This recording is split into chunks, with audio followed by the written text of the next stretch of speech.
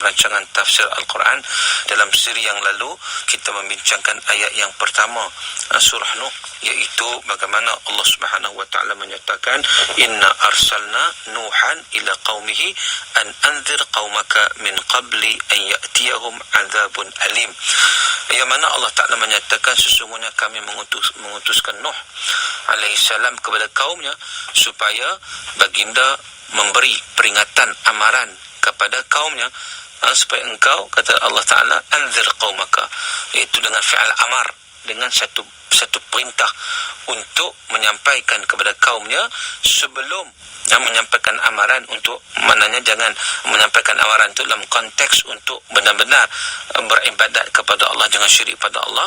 Min qabli an ya'tiyahum azabun alim, sebelum datang kepada mereka azab yang pedih. Tuan-tuan yang dirahmati Allah, apa maksud azab yang pedih? Berkata Ibn Abbas, bagaimana dinukilkan dalam tafsir Al-Qurtubi, menyatakan azab yang pedih itu adalah azabun nar fil akhirah, iaitu azab api neraka di akhirat kelak.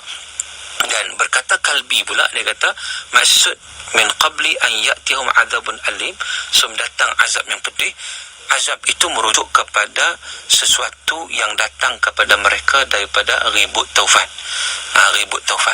yang berlaku. Dan dikatakan juga iaitu berilah peringatan kepada mereka dengan azab yang pedih itu, iaitu dalam keadaan sekiranya mereka tidak beriman kepada Allah Subhanahu wa taala. Itu antara pandangan-pandangan yang dikemukakan oleh para ulama ataupun ulama tafsir terhadap ayat yang pertama yang telah kita bincangkan sebelum ini. Cuma pada kali ini kita nak sambung lagi ayat yang kedua.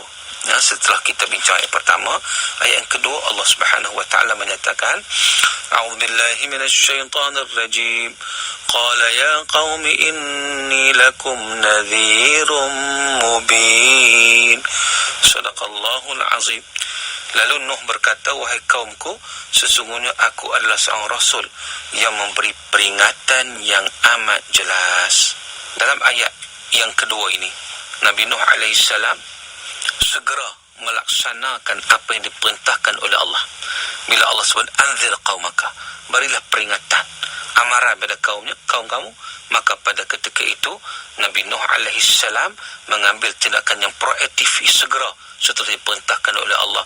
Lalu dia menyatakan, wahai kaumku, sesungguhnya aku ini datang kepada kamu sebagai satu atau memberi peringatan yang jelas. Maka baginda sampai kepada kaumnya bahawa dia nak menyampaikan peringatan dengan jelas, dengan terus terang, tanpa sembunyi-sembunyi lagi, ataupun tak berlindung-lindung lagi. Maka peringatan yang jelas itu kadang-kadang disampaikan walaupun pahit didengar, kerana banyak di antara peringatan itu tiba masanya untuk disampaikan secara terus terang, kerana penyakit yang dah diubat itu telah berlarutan. Maka itulah yang sepatutnya ataupun yang nak disampaikan oleh Nabi Nuh alaihissalam sebagaimana yang diperintahkan oleh Allah Subhanahu wa taala. Dalam tafsir Al-Wasit oleh Syekh Tantawi menyatakan tentang bagaimana ayat yang kedua ini Allah Subhanahu wa taala menceritakan tentang bagaimana Nabi Nuh alaihissalam setelah mendapat perintah daripada Allah, maka tidak berlengah lagi, baginda pun menyatakan, qala ya qaum inni lakum nadhirum mubin. Wahai kaumku, aku ni merupakan pemberi peringatan, amaran yang jelas. Iaitu Nabi Nuh alaihissalam menyebutnya, disebut oleh Syaitan Tawi ala sabil talatuf fi nushi, dengan cara yang lembut dalam bagi nasihat. Untuk apa? Wa taqarrub ila qulubihim, untuk mendekatkan pada hati mereka. Maka dengan sebab itu Nabi Nuh alaihissalam memanggil ya qaum, wahai kaum. Wahai kaum ni maknanya merujuk kepada ahli keluarga juga, merujuk kepada orang kata sepupu sepapat, merujuk kepada kaum kerabat dan sebagainya. Lalu dengan sebut ya qaum inni lakum nadhirum mubin, sungguhnya aku bagi kamu ni pemberi amaran yang jelas, yang wadih. Jadi maknanya yang juga bermaksud aku tidak meminta daripada amaran yang kusampaikan ini apa-apa upah daripada kamu. Kerana apa? Kerana upahnya itu datang daripada Allah Subhanahu wa taala. Dan dalam tafsir fi Zilal Quran, ketika mana juga membahaskan ayat yang kedua ini, ya qaum inni lakum nadhirum mubin, wahai kaumku, sesungguhnya aku adalah seorang rasul yang memberi peringatan yang jelas. Dalam ayat ini kata Syekh Qutb, Nabi Nuh alaihi salam telah memberikan peringatan dan amaran dengan penerangan yang jelas, dengan hujah-hujah dan alasan-alasan yang kuat yang tidak tergagap-gagap lagi untuk meleraikan kekeliruan dan kesamaran dalam dakwah, dan tiada kekeliruan dan kesamaran dalam janji-janji yang menunggu pendusta-pendusta yang menolak dakwah. Maka apakah saranan ataupun apakah usaha yang dilakukan Nabi Nuh alaihi salam itu untuk menyampaikan kebenaran? Maka disebutlah ayat yang ketiga, an ya'budullah wattaquhu wa ati'un, iaitu hendaklah kamu menyembah Allah, bertakwa kepadanya dan taat kepadaku. Jadi 3 perkara yang nak disampaikan. 3 perkara. Dalam ayat yang ketiga itu, Nabi Nuh alaihi salam menyampaikan sesuatu yang bertanggungjawab yang dilaksanakan, iaitu aku nak suruh kepada kamu 3 perkara. Nabi Nuh alaihi salam menyatakan kepada kaum dia, aku nak suruh kepada kamu melaksanakan 3 perkara. Apakah 3 perkara tersebut? Iaitu an tukhlisu lillahi ta'ala al-ibadah, hendaklah kamu mengikhlaskan diri ibadat kepada Allah, itu yang pertama. Wa an tattaquhu fi kulli aqwalikum wa af'alikum, yang keduanya hendaklah kamu bertakwa kepada Allah pada setiap perbuatan ataupun setiap perkataan kamu. Dan yang ketiganya, wa an tuti'uni fi kulli ma amurukum bihi wa anhaakum anhu, hendaklah kamu taat kepada aku, kata Nabi Nuh, pada setiap perkara yang aku suruh untuk kamu lakukan ataupun untuk aku halang kamu laksanakan. Mana kena ikut apa yang disebut Nabi Nuh AS. Dan yang menariknya juga, bila mana ayat yang kedua dan ketiga, kita lihat ni gabunganlah. Ayat yang kedua itu dimulakan dengan nida, ya qaum, wahai qaum. Maka di sini juga disebut oleh Syekh Tantawi, ia merujuk kepada nak menarik perhatian mereka supaya mereka dapat menerima apa yang disampaikan. Kerana dengan uslub nida ni seruan lah, ya qaum, ya qaum, wahai. Maka di situ uslub ni satu cara ataupun satu cara untuk memberikan satu perhatian, nak memohon perhatian daripada orang lain. Lepas daripada itu barulah memberi peringatan kepada mereka untuk bagi mereka rasa kewajipan untuk mencari kebenaran itu satu kewajipan yang tak boleh disembunyikan, mesti dilaksanakan. Tuan-tuan yang dirahmati Allah. Jadi dalam ayat yang ketiga, Allah sebut tentang bagaimana kewajipan untuk menyembah Allah, bertakwa kepadanya dan taat kepada aku, ini kepada Nabi Nuh AS.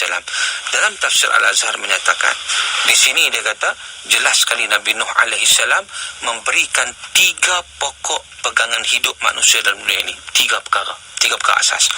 Ketiga-tiga pokok inilah yang akan menetapkan manusia dalam garis kemanusiaannya sejak asal semula jadi di muka bumi melalui pelbagai period dan masa ketika. Sejak masa masih dalam primitif atau permulaan meraba-raba dalam hidup yang dinamai orang zaman berburu, pindah pada zaman bertani, zaman batu, zaman penunggu, zaman besi, sampai pada zaman wap, zaman mesin, zaman sekarang zaman atom, zaman naik bulan, entah apa lagi zaman susulan itu. Tetapi apa juga zaman yang berlaku, 3 pokok pegangan hidup perlu digenggam erat, dipegang teguh dan juga untuk selamat. Dan inilah 3 perkara pokok ini disampaikan oleh Nabi Nuh AS. Iaitu yang pertama sekali apa dia? Yang pertama sekali adalah an ya'budullah, hendaklah beribadat, mengabdikan diri kepada Allah Subhanahu wa taala. Itu yang pertama. Kerana iman kepada Allah Subhanahu wa taala, pengakuan akan adanya yang Maha Esa, yang Maha Kuasa, yang Maha Sempurna, jadi sesuatu yang hendaklah melibatkan pengabdian diri kepada Allah Subhanahu wa taala. Yang mana keimanan itu dapat dibuktikan kalau tidak seseorang itu mengabdikan diri kepada Allah Azza wa Jalla. Maka dengan sebab itu, an ya'budullah, hendaklah beribadat kepada Allah yang Maha Esa tanpa sebarang sekutu, dan jadikanlah perasaan takwa pada Allah menguasai kehidupan. Jadi tuan-tuan, ibadat pada Allah ni disebut dalam tafsir Fizul Quran, dia merupakan satu sistem hidup. Dia bukan maknanya perkara yang terasing daripada kehidupan, tidak. Kerana beribadat pada Allah Yang Maha Esa merupakan satu sistem hidup yang lengkap yang meliputi kepahaman manusia terhadap hakikat uluhiyah, ubudiyah, hakikat hubungan antara makhluk dengan Khaliq, dengan Tuhan, hakikat kuasa-kuasa dan nilai di alam ini dalam kehidupan manusia. Dan daripada sinilah lahirnya satu sistem hidup manusia yang ditegakkan di atas kepahaman itu, dan terbentuk satu sistem hidup yang khusus, iaitu sistem hidup Rabbani yang dirujukkan kepada hakikat hubungan antara uluhiyah dan ubudiyah, juga dirujuk kepada nilai-nilai yang ditetapkan Allah kepada para makhluknya yang bernyawa dan yang tidak bernyawa. Jadi maknanya yang pertama sekali adalah dalam konteks beribadat kepada Allah Subhanahu Wa Taala. Yang keduanya, wattaquhu, iaitu hendaklah bertakwa kepada Allah Subhanahu Wa Taala. Jadi perintah yang kedua adalah supaya manusia sentiasa bertakwa kepada Allah, iaitu selalu akrab hubungan dengan Allah. Takwa kepada Allah itulah yang akan jadi penentu terhadap hidupnya. Takwa kepada Allah yang disertai dengan mengabdikan diri kepadanya akan membawa manusia hidup mencapai keseimbangan. Dan kalau ibadat dan takwa tak ada, maka pada ketika itu darjat manusia boleh jatuh ke dalam lembah kehinaan, bahkan martabatnya jatuh menjadi lebih hina daripada haiwan. Bagaimanapun kalau kita lihat dalam zaman kemajuan manusia atau zaman moden ini, kalau tidak memperhambakan diri kepada Allah dan tidak bertakwa, maka kemajuan yang dikecapi bukan membawa kepada maju, tetapi akan membawa kepada kesengsaraan demi kesengsaraan. Sebab itulah tuan-tuan, takwa kepada Allah merupakan satu jaminan yang hakiki terhadap istiqamah atau kelurusan seseorang menjalani sistem hidup tanpa menyimpang ke sana kemari, tanpa melakukan apa-apa tipu helah dan penyelewengan dalam melaksanakannya. Kerana takwa kepada Allah akan melahirkan akhlak yang mulia dan ikhlas kepada Allah semata-mata, tanpa riak, tanpa pura-pura, tanpa bermuka-muka dan sebagainya. Dan yang ketiganya, apa yang diarahkan ataupun yang disampaikan oleh Nabi Nuh AS kepada kaumnya, wa ati'un, iaitu adalah taat kepadaku. Persoalan ketaatan, taat kepada Rasul merupakan salah satu wasilah, salah satu jalan untuk beristiqamah.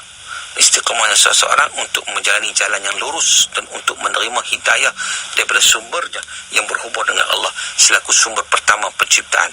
Dan hidayah juga merupakan wasilah untuk terus kekal berhubung dengan Allah melalui Rasulnya selaku stesen penerima secara langsung yang terjamin benar. Tuan-tuan yang dirahmati Allah, jadi maknanya yang ketiga ini ialah Nabi Nuh menyeru kepada kaumnya supaya mereka itu mematuhi apa yang dipimpin, apa yang dibawa.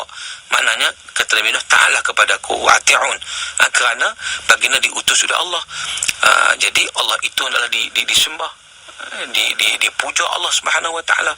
Maka dengan sebab itu adalah ikut taat kepada Nabi Nuh AS untuk membawa kepada ketaatan kepada Allah Subhanahu Wa Taala, untuk merealisasikan lagi ketakwaan kepada Allah, untuk membimbing perjalanan hidup menurut yang dituntut oleh Allah Subhanahu Wa Taala. Maka dengan sebab itu tuan-tuan, sejak Nabi Nuh diutus oleh Allah Subhanahu Wa Taala, maka bermulalah satu bimbingan yang berterusan yang dilakukan supaya manusia itu berjalan dengan kehidupan yang mempunyai kepimpinan yang membawa kepada kebenaran, bukanlah kepimpinan yang menegakkan sesuatu yang tidak bertepatan dengan apa yang diperintahkan oleh Allah Subhanahu Wa Taala.